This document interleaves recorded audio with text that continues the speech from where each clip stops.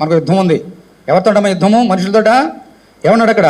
మనం పోరాడినది శరీరాలతో కాదు. శరీరం అంటే మానవ మాత్రం, మనుషులతో కాదు. మరి ఎవరితోటి? దురాత్మల. ఎక్కడున్నాయి ఇవన్నీ కూడా?